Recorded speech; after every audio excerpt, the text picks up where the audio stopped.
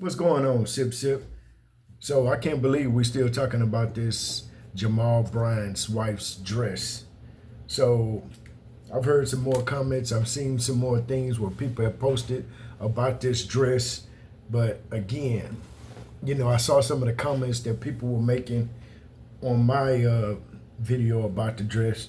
And my thing was, it was about the dress, not necessarily the position or because people kept saying or said some things about there's no first lady, in the Bible, which I agree with. There is no first lady. But my viewpoint or my vantage point was from a stance of she should have respected her husband or respected his position to understand her role and her being a helpmate for him. Now, if you're the husband and if you have taken on the pastoral role, then your wife, in what they call traditions of men, the first lady, one of them did say, well, the traditions of men. But there are a lot of things that we do, especially in the Baptist church and in other churches that are traditions of men that we have no problem with. You understand? But then we cause out certain things. Everything that people say is not an attack on you. Everything is not an attack. Some things are just observations. Some things are just, what people think. People do have the right to think differently. We all think differently. You understand? And my position is that as a woman of God, but she never said she was a woman of God. She went on Tamron Hall and never once said that I'm a Christian lady who married a husband who's a pastor. She said that's his thing.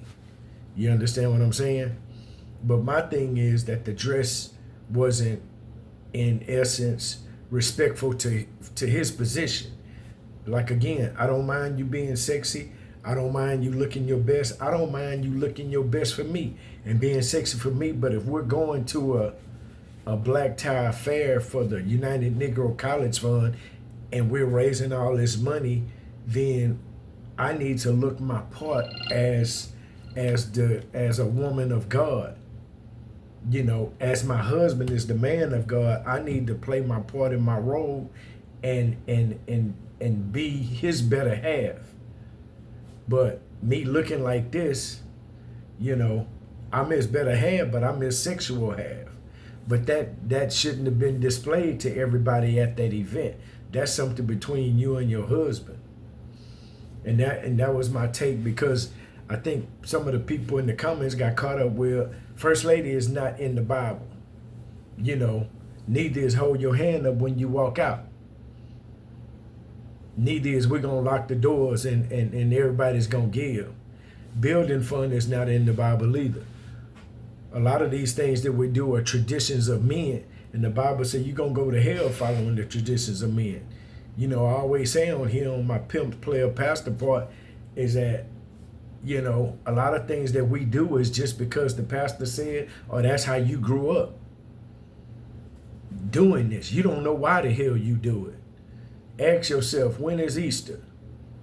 Right? Ask yourself, when is God's birthday? Right? Go back to the Hebrew text and figure it out. But we do that. You understand what I'm saying? So there are a lot of things that we do that aren't in the Bible. Some of the things that are in the Bible that say you shouldn't do, we still do. The Bible talks about not ordaining trees with silver and gold. But guess what? Y'all do it at the church, but that's okay. You understand what I'm saying? So where do we draw the line with this argument? Because people always want to argue back and forth about certain things. Well, this ain't right, that ain't right. God ain't say none of this shit that y'all are doing is right. God didn't ride around in Bentleys. God was with the people. So why do we have, why does Jamal Bryant need 4, 5, 6, 7 security guards? Why does Jesus live like everybody else in that time? Why Jesus didn't live on a hill in some gated community driving some $500,000 car? So why, as the pastor nowadays? But you understand what I'm saying? This ain't about the pastor. It is, but it's not. This is about what we will accept and what what they're accepting is a bunch of bullshit, in my opinion. Excuse my French, or maybe I shouldn't have said that. So I like to know how y'all thinking. And let's see, between 45 and 64. You know, my age demographics is primarily women in that age demographic. The men are watching, but the men don't say nothing. It's like y'all scared. Don't be scared. Say something, men. If y'all gotta say something, say something. But the women, how do y'all feel about the dress? And I'm talking to the mature women. I'm talking to the 45 to 64 range women. How do you feel about the dress? As a pastor's wife, we're not gonna even call her the first lady, because she's the second lady. You understand? And probably on the way out, and we welcoming the third lady. But how do you feel about the dress? Is this dress appropriate? Some of you who gone to church, you know, a lot of y'all wore pantyhose to church.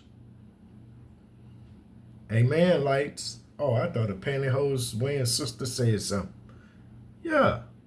So, hey, I just want to know what y'all feel about that, what y'all think about that.